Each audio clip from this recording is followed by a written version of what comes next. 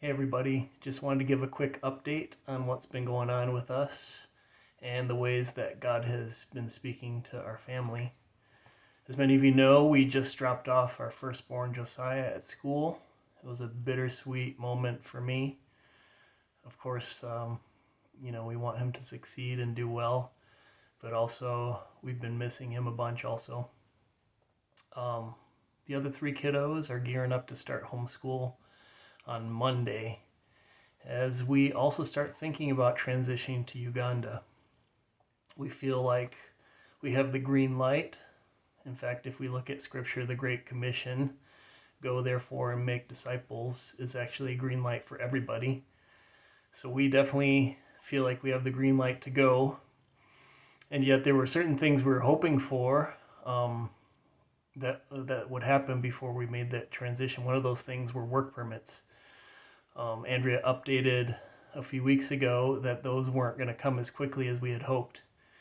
And we'd done that before. We'd moved without having work permits secured. And especially in my mind, that wasn't an ideal situation. In fact, I'd even said to Andrea, that's one of the few things that I really want to have secured before we move. So when we got the news that that wasn't happening as quickly as we had hoped, I had a moment where I just had to tell her when she gave me the news, just give me a minute to think about it. So I went to the Lord with it and said, Lord, this isn't ideal, but I trust you. And oftentimes faith means we don't have everything we want, but we do have everything we need. I thought that would be an encouraging word for some of you, because in many ways we're all in a season that requires faith. In fact, if you're following Jesus, you're probably in a season right now that's requiring some faith. And Andrew and I often ask ourselves, are we crazy? And our answer is often yes. If we think about it logically, what we're doing, moving our teenagers to a different country and all the transitions that are required with that, we are crazy. But I'm reminded of the words of Paul in 1 Corinthians chapter 5. Let me just read some of that. For Christ's love compels us, because we are convinced that one died for all, and therefore all died.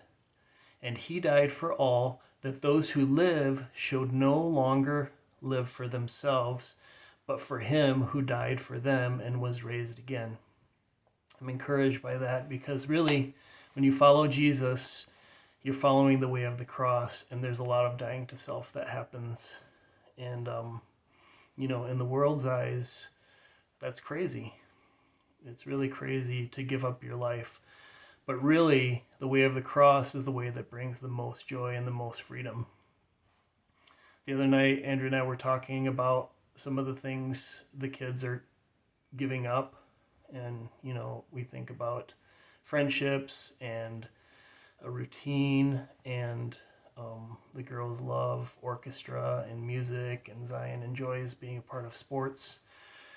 And I was thinking about it, and I felt like the Lord said, they will gain more than they're giving up. And even if you look in Scripture, Jesus promised that to his disciples in Matthew chapter 9, verse 29. I'll have you look it up. But really, the things that we give up for the sake of the kingdom pale in comparison to the things we're promised. And then just real briefly, I wanted to share kind of a cool story that happened a few days ago. Andrew and I were just praying for confirmation of what we were already feeling, that we would just move to Uganda without having secured work permits. So we were just praying together, and we just asked the Lord if he would just speak to us in dreams, which he sometimes does. And that very night, I had a dream, and let me just share that. So I was riding a horse with a group of people going up a hill. And as I came to a switchback going up the hill, I saw this bear, this big bear. And my horse kind of stopped and started walking backwards. And I just remember being annoyed. I was like, what are you doing? It's just a bear. Keep going. And the horse kept backing up, almost to the point where it was about to fall off the cliff behind us. And I said, okay, it doesn't want to go. So I hopped off and walked it back down the hill until I found another little spot that led to another path. So as I led the horse up that spot, I realized it was another path that had a clear way to the top of the mountain or the hill.